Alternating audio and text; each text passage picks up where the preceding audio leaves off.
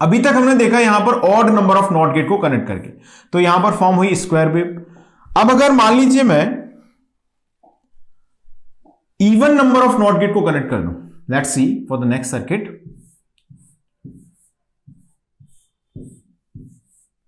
ये सर्किट अगर मैं बनाऊं लाइक दिस, यहां पर ए आपने अप्लाई किया, यहां पर जनरेट हुआ वाई, दो नॉट गेट हमने कनेक्ट किए हैं कैस्केडिंग में। तो ऑब्वियस है कि अगर मैं किसी भी एक लॉजिक के लिए बात कर लूं, सपोज मैंने बोला a इक्वल टू 1, तो a इक्वल टू 1 से जब आप इसे ट्रिगर करेंगे और हमने मान लिया कि इसका टीपीडी प्रोपेगेशन डिले है, इसका भी प्रोपेगेशन डिले टीपीडी है, यहां पर आउटपुट y जनरेट होगा। अब जैसे आपने a इक्वल टू 1 यहां पर लिया, तो ऑब्वियस है कि आफ्टर द 2 टीपीडी टाइम, एक टीपीडी में ये 0 हो जाएगा, यहां से 1 टीपीडी में क्या हो जाएगा, ये 1 से 0 हो जाएगा, और नेक्स्ट टीपीडी में ये 0 से फिर से कितना हो जाएगा, 1 हो जाएगा। यानी कि अगर हम यहां से काउंट करते हैं तो 1 से 0, 0 से 1, यानी कि हमको समय लगेगा कितना, 2 टीपीडी इसको फिर से y की वैल्यू तक पहुंचने में, y इक्वल टू 1। ये क्या हमने देखा, a is equal to 1 making y equal to 1। Okay, y equal to 1 ये फीडबैक में आएगा, तो फिर से क्या मिलेगा इसको, a इक्वल टू 1 मिल जाएगा, यानी कि फिर से 1 प्रोपेगेट होगा, तो 2 टीपीडी के बाद भी क्या मिलेगा आपको, फिर से 1 मिलेगा। यानी कि अगर हम यहां से फीडबैक के थ्रू इसको कनेक्ट करके y को फिर से a पर भेजते हैं तो a इक्वल टू 1 मिलता है, और उस a इक्वल टू 1 को 2 टीपीडी का समय लगेगा फिर से y तक पहुंचने में, यानी कि फिर से y इक्वल टू 1। तो क्या मैं बोल सकता हूं कि यहां पर y की वैल्यू एक लॉजिक पर फिक्स हो चुकी है, that logic is 1 for the trigger input of a is equal to 1। अच्छा, अब जरा ट्रिगर का टाइप चेंज करके देखता हूं। मान लीजिए मैं इस बार इसे a इक्वल टू 0 से ट्रिगर करके देखता हूं। 0 से ट्रिगर किया तो 0 से यहां पर आया 1, नॉट गेट से पास कर रहे हैं, 1 से यहां पर आ गया फिर से 0, 0 से हो गया 1, 1 से हो गया 0। कहानी समझिए क्या है, फिर से यहां पर आपको क्या मिला, 2 टीपीडी के बाद फिर से y इक्वल टू मिल गया 0, y इक्वल टू 0 फीडबैक के थ्रू जाएगा। बात समझ रहे हो मेरी, ध्यान से सुनना, फीडबैक के थ्रू जाएगा तो यहां पर a को फिर से 0 कर देगा ये, और a इज इक्वल टू 0 को कितना समय लगेगा, 2 टीपीडी का टाइम लगेगा फिर से y को 0 करने में। अच्छा, ये क्या हुआ, यहां पर तो y 0 पर ही फिक्स हो गया है, दैट्स ऑल। यानी कि हम इसमें बोल सकते हैं कि इसकी 2 स्टेबल स्टेट्स हैं। एक स्टेबल स्टेट है y इक्वल टू 1। देखिए, हमें इस बात में कोई दिलचस्पी नहीं है कि a is equal to 1 apply करने पर y इक्वल टू 1 आया, ये मेरा पॉइंट नहीं है। मेरा पॉइंट है कि y इक्वल टू 1 इसकी एक स्टेबल स्टेट है। अब हो सकता है कि वो y equal to 1 a is equal to 0 apply करने पर अचीव हुई हो, या a is equal to 1 apply करने पर अचीव हुई हो। हमें इसमें दिलचस्पी नहीं है, हमें दिलचस्पी है कि y इज इक्वल टू 1 जो है वो इसकी एक स्टेबल स्टेट है, और इसकी दूसरी स्टेबल स्टेट है y इक्वल टू 0। यानी कि इस सर्किट के अंदर 2 स्टेबल स्टेट हैं, और इसीलिए इस सर्किट को बोला जाता है, that's why this circuit is called, इस circuit is called bistable, bi मतलब 2, बाई स्टेबल मल्टी वाइब्रेटर। इस सर्किट को क्या बोलते हैं हम लोग, bistable multivibrator circuit. Bi is defining here 2 stable states. तो एक वेरी सिंपल क्वेश्चन आपके पेपर में जो आ सकता है वो ये आ सकता है कि आपको कुछ नॉट गेट का ऐसे कॉम्बिनेशन बना के दे दिया और आपसे पूछ लिया कि बताओ कि भाई ये कौन सा मल्टी वाइब्रेटर सर्किट है, तो वहां पर आपको बताना रहेगा कि भाई बाई स्टेबल मल्टी वाइब्रेटर है, अस्टेबल मल्टी वाइब्रेटर है। बात समझ में आ गई? चलिए, तो उस क्वेश्चन की हम बात कर लेते हैं। Let's go for the question. पहले इसको नोट कर लें आप लोग। बाई स्टेबल है तो वेवफॉर्म क्या बनेगी, या तो y इक्वल टू 1 पे बनी रहेगी। ओके, आपने ट्रिगर का टाइप चेंज किया तो 0 पर आ जाएगी। अच्छा, इसमें एक चीज और बताओ, छोटी सी बात, आप लोग आंसर करना, मैं बताऊंगा डेफिनेटली आंसर। तो मान लीजिए मैंने यहां पर देखा, क्या मैंने नोटिस किया कि 1 अप्लाई किया, 0 हुआ, 1 हो गया, और ये 1 वापस आ गया हमारे पास। तो आप देखें आउटपुट हमेशा क्या है, y इक्वल टू 1 पर है। तो ऐसा करने की बजाय अगर हम ये करें, यहां पर मैंने a अप्लाई किया, यहां पर ऑर्डिनरी वायर कनेक्ट कर दूं, मैं हटा देता हूं नॉट गेट को क्योंकि कर तो बफर की तरह ही काम रहा है। अगर मैं ऐसा कनेक्ट कर दूं तो क्या ये और ये एक ही बात है? मेरा क्वेश्चन समझ में आ गया? आपने देखा कि 1 को 0 कर दिया इन्होंने, 0 को 1 कर दिया, तो y 1 पर मेंटेन्ड है। 1 फिर से वापस फीडबैक में आया, फिर से यहां पर गया घूम घाम के, फिर से y इक्वल टू 1 मिल गया। मतलब रहना तो y का लॉजिक फिक्स एक ही है, a equal to 1 y equal to 1। तो क्यों ना ऐसे कनेक्ट किया जाए? क्या अंतर है दोनों में? क्या ये वैलिड है? बिल्कुल वैलिड नहीं, दिस इज इनवैलिड थिंग। समझिए क्यों। यहां पर मैंने बोला कि a इज इक्वल टू 1 से हमने क्या किया, we have triggered it once. Trigger करने का मतलब क्या होता है कि आपने किसी पर्टिकुलर इंस्टेंट ऑफ टाइम पर एक इंपल्स टाइप का सिग्नल अप्लाई कर दिया, एक ट्रिगर कर दिया, पॉइंट पर हिट किया और हटा दिया। यानी कि a इज इक्वल टू 1 हमने किसी पर्टिकुलर इंस्टेंट ऑफ टाइम पर ही अप्लाई किया और उसके बाद a इक्वल टू 1 को हटा दिया हमेशा के लिए। तो जब आप a इक्वल टू 1 को परमानेंटली वहां से हटा देंगे, देन डेफिनेटली फिर जो y पर जनरेट हुआ है वो यहां पर ऑसिलेट होता रहेगा।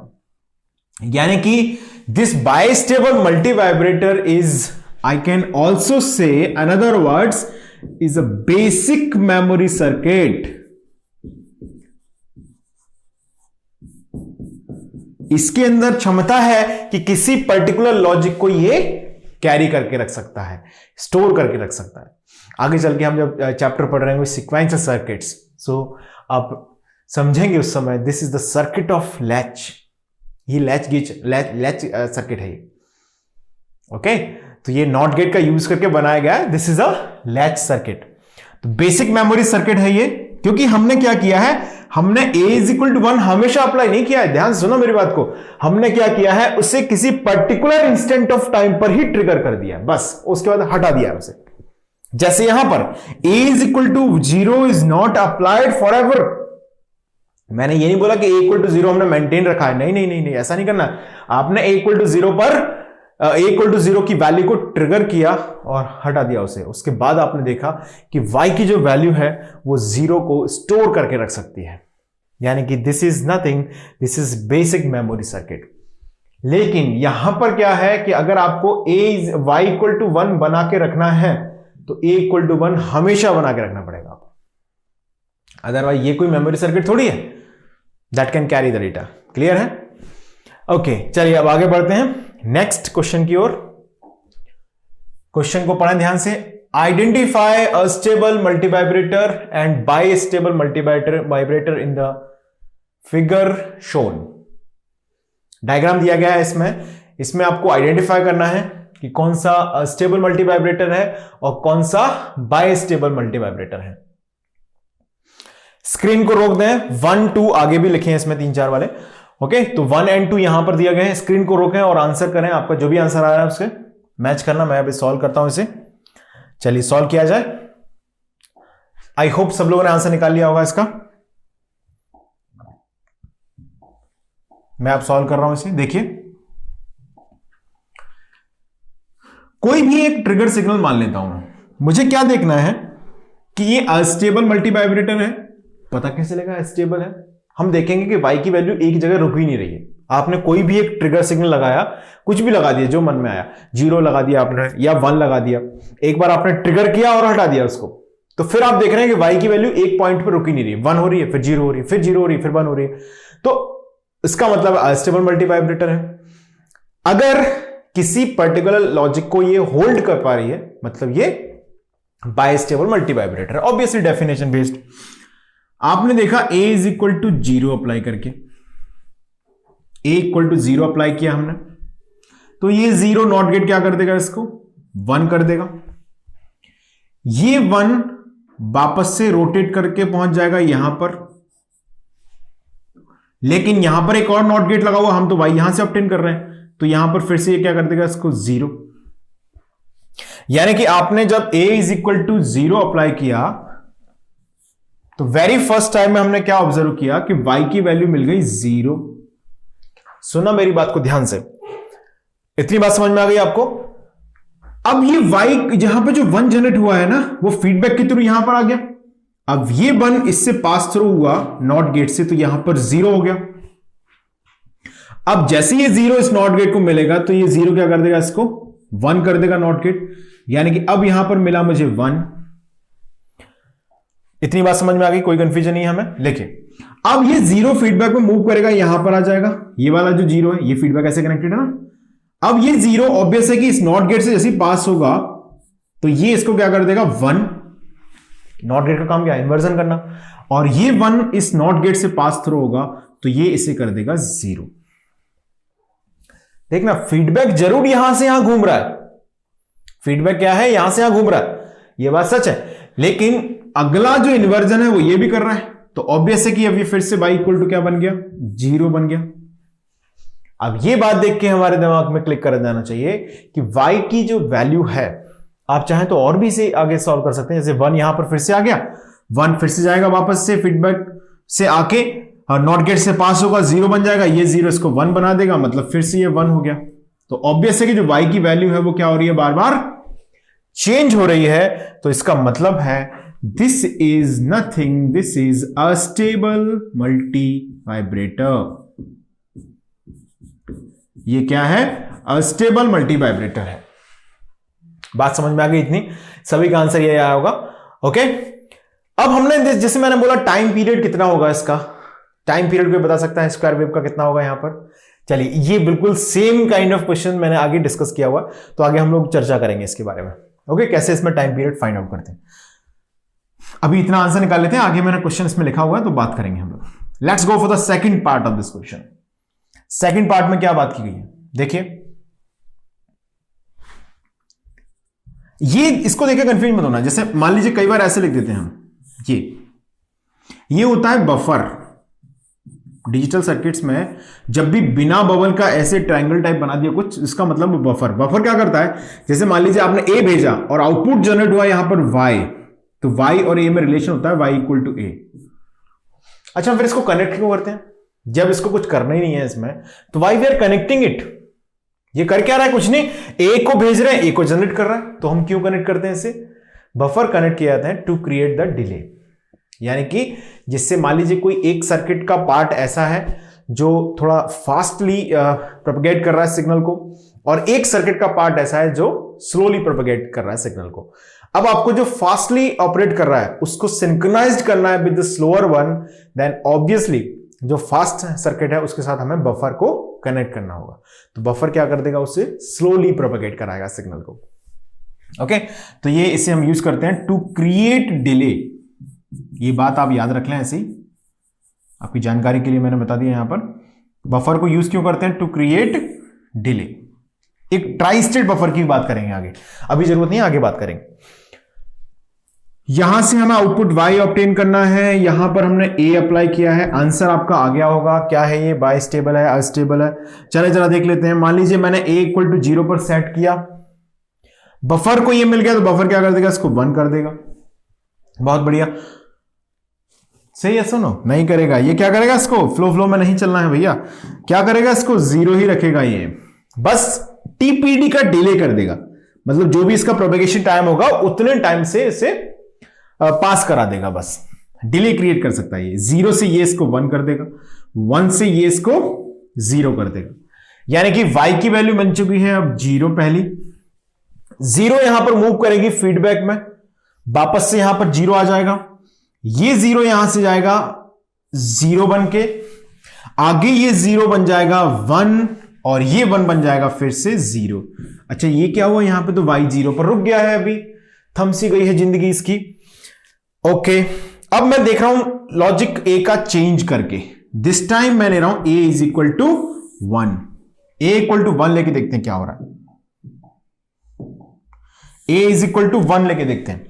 1 आपने अप्लाई किया तो यहां से पास होगा तो बना रहेगा 1, क्योंकि ये बफर है। 1 को यहां से पास करेंगे तो हो जाएगा 0, 0 को यहां से पास करेंगे तो हो जाएगा 1, यानी कि अब आ चुका है y 1। ये 1 फीडबैक में मूव करेगा यहां पर, तो ऑब्वियस है फिर से 1 हो जाएगा यहां पर 1, यहां पर 1 हो जाएगा 0, ये 0 हो जाएगा 1, यानी कि y इक्वल टू 1। यानी कि हमारा जो y है आउटपुट, वो किसी एक पर्टिकुलर वैल्यू को क्या कर सकता है, होल्ड करके रख सकता है। यानी कि दिस इज क्या होगा, ये bistable multivibrator, bistable multivibrator. Answer आ गया होगा सभी का। चलिए अब मैं आगे बढ़ रहा हूं, नेक्स्ट क्वेश्चन की बात कर लेते हैं। स्टेटमेंट वही है, वही find the circuit unstable bistable बताना है आपको। क्वेश्चन को देखें जल्दी से और आंसर को फाइंड करें, स्क्रीन को रोक दें, pause your screen right now and find its answers. Question number 3, 4 and 5 के आंसर्स, बाय स्टेबल है अनस्टेबल है, कौन क्या है ये आपको बताना है। चलिए मैं फाइंड करता हूं इसको, लेट्स सी। यहां पर हमने ऑब्जर्व किया सर्किट 3 को, तो सर्किट 3 में हम क्या कंक्लूड कर रहे हैं देखें जरा।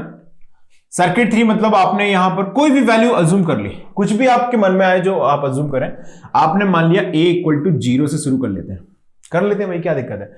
a 0 से ये हो जाएगा यहां से पास होके 1 से हो जाएगा 0। तो जिन लोगों ने भी आंसर फाइंड किया, आंसर मैच करना है ना, 0 से 1, 1 से 0। अब ये 0 चला जाएगा भाई साहब कहां पर, गाइस ध्यान दो सब लोग, 0 चला जाएगा फीडबैक में वापस, और ये 0 प्रोपेगेट होकर यहां पे पहुंच जाएगा 1। तो y इक्वल टू क्या मिल गया, 1। ओके, अब a इक्वल टू 0 फिर से प्रोपेगेट होगा तो क्या बनेगा यहां पर, अरे क्या बनना था, 1 ही बनेगा। ये यहां से प्रोपेगेट होगा तो क्या बनेगा, 0 बन जाएगा। ये 0 आगे प्रोपेगेट होगा तो क्या बनेगा, 1 बन जाएगा। फिर से ये 0 फीडबैक को फॉलो करते हुए इधर आ जाएगा, फिर से 0 से 1 हो जाएगा, फिर से 1 से 0 हो जाएगा, फिर ये 0 1 कर देगा। यानी कि जब मैं a इज इक्वल टू 0 से इसको ट्रिगर कर रहा हूं, तो ये y इक्वल टू 1 को क्या कर रहा है, होल्ड करके रख रहा है। अच्छा ठीक है, अब मैं इसको another input a equal to 1 से ट्रिगर करके देखता हूं। देखिए एक सर्किट और इसमें एग्जिस्ट करती है, मोनोस्टेबल मल्टी वाइब्रेटर, जिसको आप पढ़ेंगे एनालॉग इलेक्ट्रॉनिक्स में, जब ओपैम्प वाला चैप्टर पढ़ाया जाएगा आपको। ओके, तो वहां पर पढ़ते हैं मोनोस्टेबल मल्टी वाइब्रेटर। तो हो सकता है कि कोई सर्किट ऐसा हो जिसमें हमेशा ही एक ही आउटपुट आएगा, चाहे आप कुछ भी ट्रिगर करते रहें, तो उसे हम बोलते हैं monostable multivibrator having only one stable state. a is equal to 1 से ट्रिगर करके देखता हूं क्या होगा, चलो चेक करते हैं। 1 से ये हो जाएगा 0, पहले नॉट गेट से जैसे पास होगा, दूसरे नॉट गेट से पास होगी 0 1 हो जाएगा, और ये 1 फीडबैक में वापस आ जाएगा यहीं पर, और आगे नॉट गेट इसे प्रोपेगेट कर देगा इक्वल टू 0 के लिए। तो जैसे ये 1 वापस आया फीडबैक में, तो फिर से ये तो वही मिल गया, 1 से फिर 0 हुआ, 0 से फिर 1 हुआ, ये 1 फिर से 0 हुआ, यानी कि आउटपुट भी फिक्स हो चुका है कितने पर, 0 पर। आउटपुट क्या हो चुका है, 0 पर फिक्स हो चुका है। मतलब कहने का यह है कि हमारा जो y आउटपुट है that is having two stable state, which means this is bistable multivibrator। जिनका भी ये आंसर है they are absolutely right, bistable multivibrator is the right answer for this question। I can hope कि सभी के answers एकदम correct आ रहे होंगे। Let's go for the question number 4। Question number 4 जिन लोगों ने ट्राई नहीं किया है, स्क्रीन को रोक दें अभी की अभी और उसे सॉल्व करें। देखिए आपका सॉल्व करना बहुत जरूरी है, आप एक बार ट्राई जरूर करें क्वेश्चंस को। आप ट्राई नहीं कर रहे हैं, that's a problem. Okay, theory में जितनी पढ़ाते जा रहा हूं उस थ्योरी के बेसिस पर ही मैं आपसे बोलता हूं कि स्क्रीन को रोकें और ट्राई करें। तो ऑब्वियस है कि हम अगर थ्योरी को समझ रहे हैं, then this is our responsibility to answer all these questions. Okay, चलिए अब बात कर लेते हैं क्वेश्चन नंबर 4 की।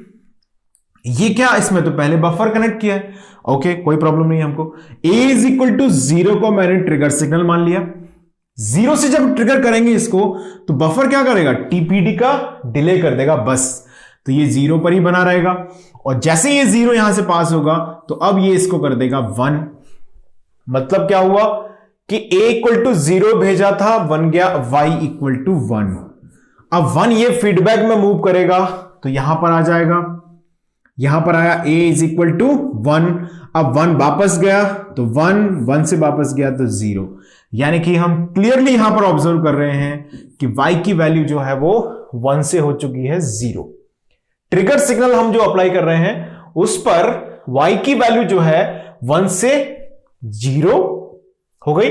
अब 0 फिर से फीडबैक में जाएगा तो ऑब्वियस है 0 से 0 यहां पर आएगा, फिर ये 1 हो जाएगा, मतलब y की वैल्यू हम देखें तो a is equal to 0 trigger के लिए 1010 पर चेंज हो रही है। अब आप ट्रिगर का टाइप चेंज कर लें, चाहे a इक्वल टू 1 कर लें तब भी ये कहानी रिपीट होगी। मतलब ये सर्किट क्या है, this circuit is nothing, this is astable multi vibrator. इतनी बात हमको समझ में आती है। चलिए अब आगे बढ़ रहे हैं क्वेश्चन नंबर नेक्स्ट जो 5th सर्किट बनी है उस पर। कोई भी एक ट्रिगर सर्किट में अज्यूम कर लेता हूं, ट्रिगर सिग्नल अज्यूम किया मैंने 0 को पास किया, इससे हो गया 1 को पास किया, इससे हो गया 0 को पास किया 1 को पास किया 0, यानी कि y की पहली वैल्यू क्या मिली साथियों, 0। यहां से 1 फीडबैक में आया, आ गया, यहां पर आ गया 1 से ये 0 हो गया, 0 से ये 1 हो गया, 1 से ये 0 हो गया और 0 से ये 1 हो गया। ओके, एक स्टेप और देखना चाहे तो 0 वापस से फीडबैक में आया, 0 से ये 1 हो गया, 1 से ये 0 हो गया, 0 से ये 1 हो गया, 1 से ये 0 हो गया, यानी कि पहले 0 था फिर 1 हुआ, फिर 1 हुआ और फिर से क्या हो गया, 0 हो गया। यानी कि हमारा जो आउटपुट है वो 0 1 0 में खेल रहा है। मतलब ये भी कैसा है, this is also astable multi vibrator. ये सर्किट भी क्या है, अस्टेबल मल्टी वाइब्रेटर है। क्लियर है इतनी बात सबको? चलिए आगे बढ़ते हैं। So the question is a ring oscillator shown in the figure, the propagation delay of each inverter is 100 picosecond, find out square wave frequency. यानी कि जो आउटपुट पर वेवफॉर्म जनरेट होगी उसकी फ्रीक्वेंसी हमें यहां पर पूछ ली गई, ये क्वेश्चन है। ओके, चलिए अब स्क्रीन को रोक दें सब लोग एंड ट्राई दिस क्वेश्चन। सब लोग स्क्रीन को रोकेंगे और इस क्वेश्चन को सॉल्व करेंगे। चलिए मैं सॉल्व करता हूं अभी से, लेट्स सी।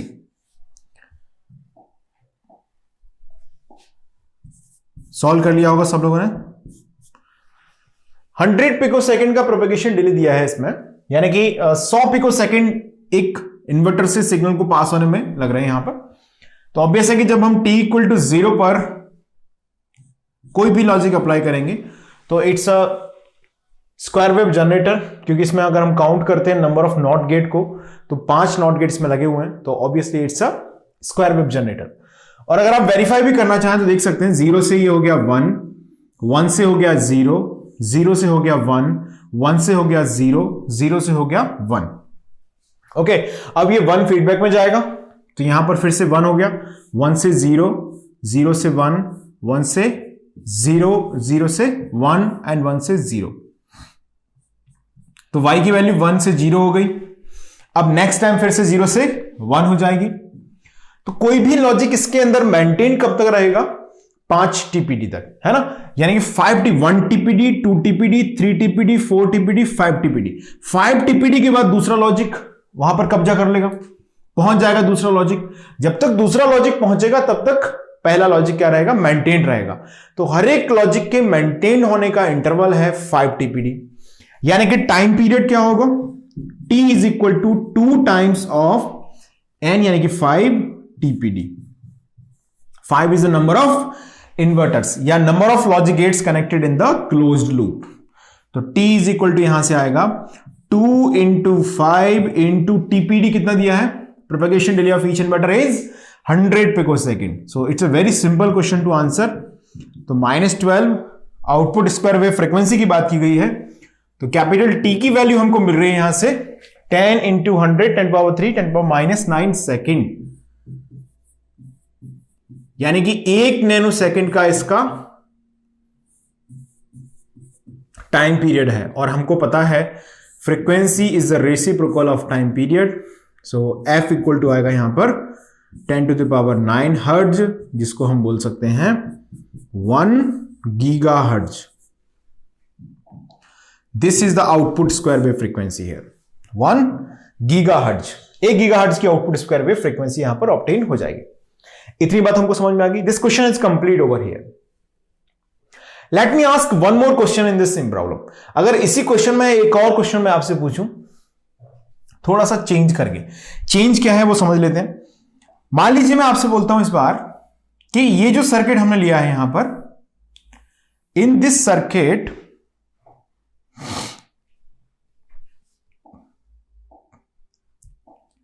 अगर propagation delay of each inverter is different, यानी कि अगर मैं यहां पर लिखूं इफ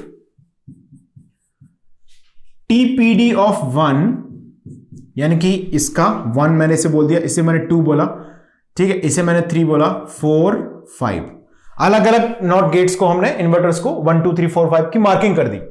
तो पहले प्रोपगेशन नॉट गेट का प्रोपगेशन डिले मैंने बोला कि 10 नैनो सेकेंड है।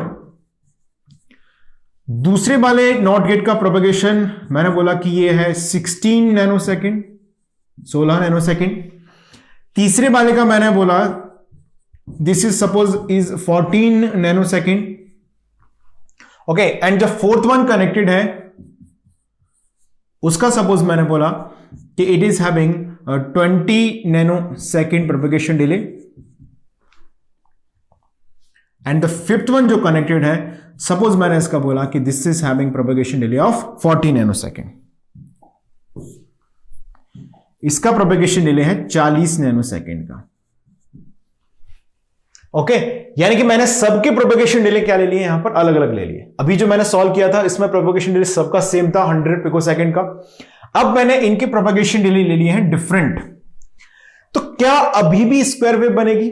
माय फर्स्ट क्वेश्चन इज, मेरा पहला क्वेश्चन है क्या अभी भी स्क्वायर वेव बनेगी। दूसरा है अगर स्क्वायर वेव बनेगी then find its a time period. अभी के अभी स्क्रीन को रोकें, सर्किट वही है, फिर से सेम सर्किट है, क्वेश्चन का डेटा मैंने मॉडिफाई कर दिया है। क्वेश्चन क्या है? क्वेश्चन यह है कि is this forming a square wave. अगर प्रोपगेशन डिले सबका अलग अलग है तो भी ये क्या स्क्वायर वेव बनेगी, पहला क्वेश्चन। दूसरा क्वेश्चन है if it is then find its a time period या fundamental frequency, output square wave frequency find करना है। आंसर आ गया होगा सभी का। आई होप कि सभी के आंसर बिल्कुल करेक्ट आया होगा।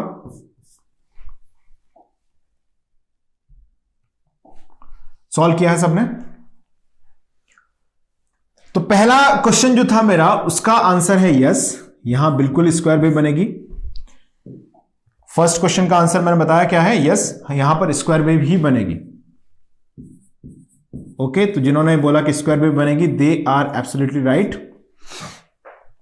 Square wave is the right choice for this. Okay, अब हमें बात करनी है किसकी, अब जो स्क्वायर वेव बन के तैयार हुई है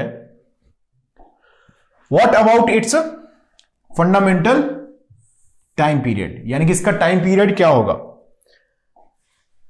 समझते हैं। जैसे मान लीजिए हमने t इक्वल टू 0 पर इनपुट अप्लाई किया, a इज इक्वल टू 0 पर कुछ सिग्नल आपने ट्रिगर किया, तो आपने ऑब्जर्व क्या किया कि 10 नैनो सेकंड के बाद ये यहां पहुंच गया, 0 से 10 नैनो सेकंड में यहां पहुंच गया। नेक्स्ट 16 नैनो सेकंड में ये यहां पहुंच गया, अगले 14 नैनो सेकंड में ये यहां पहुंच गया, नेक्स्ट 20 नैनो सेकंड में यहां पहुंच गया और नेक्स्ट 40 नैनो सेकंड में यहां पहुंच गया। यानी कि सिग्नल को इस एंड से यहां तक पहुंचने में कितना समय लगा, 10 प्लस 16 प्लस 14 प्लस 20 प्लस 40, यानी कि टोटल टीपीडी अगर मैं देखूं इसमें, टोटल टीपीडी जो आएगा वो कितना हो जाएगा, 10 प्लस 16 प्लस 14 प्लस 20 प्लस 40, यानी कि हम लिखेंगे इसे 100 नैनो सेकेंड। 100 नैनो सेकेंड का समय लगेगा टोटल टीपीडी के ऑब्टेन होने में। यानी कि ये क्या होगा, TPD 1 plus TPD 2 plus TPD 3, okay, plus TPD 4 plus TPD 5, ये होगा total TPD, total propagation delay. Okay, 100 picosecond के 100 नैनो सेकेंड के बाद यहां पर सिग्नल प्रोपगेट हो गया, तो टाइम पीरियड क्या होगा, मतलब यहां पर हमने बोला 100 नैनोसेकंड में सिग्नल प्रोपेगेट हुआ, मतलब एक लॉजिक जो है वो 100 नैनोसेकंड तक मेंटेन रहेगा। तो ऑब्वियस है कि जब हम वापस से यहां पर आएंगे तो ऑब्वियस है कि 100 प्लस 100 यानी कि 2 into 100 नैनोसेकंड, ये होगा टाइम पीरियड। क्योंकि एक लॉजिक 100 नैनोसेकंड तक मेंटेन है, मतलब लॉजिक 1 100 नैनोसेकंड तक मेंटेन है, लॉजिक 0 भी 100 नैनोसेकंड तक मेंटेन है। तो ऑब्वियसली 0 1 0 जो ट्रांजिशंस हैं लॉजिक्स के वो यहां पर इस तरह से चलेंगे। तो आंसर आएगा आपका t इज इक्वल टू आएगा 200 नैनो सेकेंड। 200 नैनो सेकेंड आ गया t की वैल्यू। अब हमें वैल्यू किसकी पूछी गई है? आउटपुट स्क्वायर वेव फ्रीक्वेंसी पूछी गई है, तो आंसर लिख देंगे कितना आएगा।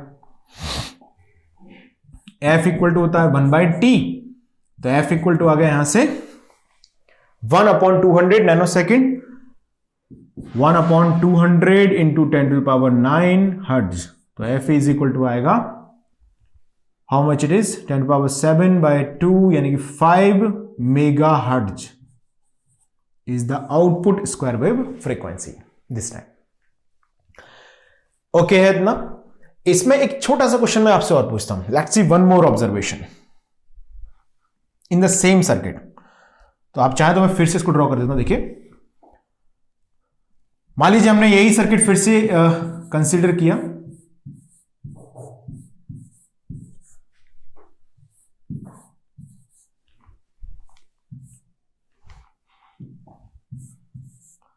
ये सर्किट हमने फिर से कंसीडर किया लाइक दिस। अब इसमें मैंने अभी यहां पर कैसे लिखा था, वापस जाते हैं। देखिए, यहां पर मैंने यहां पर आउटपुट y ऑब्टेन किया, यहां पर मैंने a अप्लाई किया, ये हम कर चुके हैं, है ना। अब अगर मान लीजिए मैं यहां पर जो आउटपुट लिख रहा हूं, जैसे मैंने a यहां से अप्लाई किया, अब आउटपुट मैं यहां से लेने की बजाय यहां से ऑब्टेन कर लूं, then what will be our answer? कोई बताएगा? यानी कि अब अगर वही प्रॉब्लम है फिर से 100 पिकोसेकंड इसका प्रोपेगेशन है, यानी कि अल्टीमेटली वही क्वेश्चन है। मतलब क्वेश्चन का जो लैंग्वेज है ना वो बिल्कुल भी मैं चेंज नहीं कर रहा, ये पूरा ही लैंग्वेज है। Out a ring oscillator having, मान लीजिए मैंने यही क्वेश्चन लिखा आपसे, यही क्वेश्चन है। A ring oscillator shown in the figure, the propagation delay of each inverter is 100 picosecond, find out output square wave frequency. The same problem है। सो ये वही क्वेश्चन है फिर से, है ना, सेम प्रॉब्लम है। अब आपको इसमें आंसर करना है कि आउटपुट जो जनरेट होगा यहां पर उसकी फ्रीक्वेंसी क्या होगी। जल्दी से इसको नोट करें फटाफट, और सबका 100 पिकोसेकंड प्रोपेगेशन डिले हमने लिया। फिर से जल्दी से नोट कर लें इसको और आंसर करें जल्दी से, जो भी आंसर आ रहा है। आगे आंसर सभी का, तो जिनका आंसर आया है कि output square wave frequency f equal to once again 1 gigahertz, they are absolutely right. बिल्कुल सही आंसर है उनका। आप आउटपुट को चाहे इस टर्मिनल से ऑब्टेन करें, या हम अभी इससे कर रहे थे इससे ऑब्टेन करें, या कोई और भी एंड यहां पर यूज कर लें। आप एक चीज समझिएगा इसके अंदर, वो ये है कि हम जब भी सिग्नल को या हम जब भी लॉजिक को रोटेट करा रहे हैं तो हर बार लॉजिक को equal number of not gate से पास होना पड़ रहा है। सिंपल सी बात है। यानी कि जब आपने यहां से स्टार्ट किया तो यहां से यहां गए 1 2, फिर यहां पहुंच गया, फिर यहां से आगे बढ़ेगा, आउटपुट जो भी अब 0 आ गया सपोज, है ना, तो यहां से आगे 1 2 3 4 5। Each and every time the logic has to be passed through with 5 inverters, जैसा कि पुराने क्वेश्चन में भी हो रहा था। यानी कि कोई फर्क नहीं पड़ेगा ये अगर हम आउटपुट किसी भी एंड से ऑब्टेन कर लें। बात समझ में आ गई? कोई कंफ्यूजन नहीं है। चलिए अब आगे बढ़ते हैं। Let's see the next question.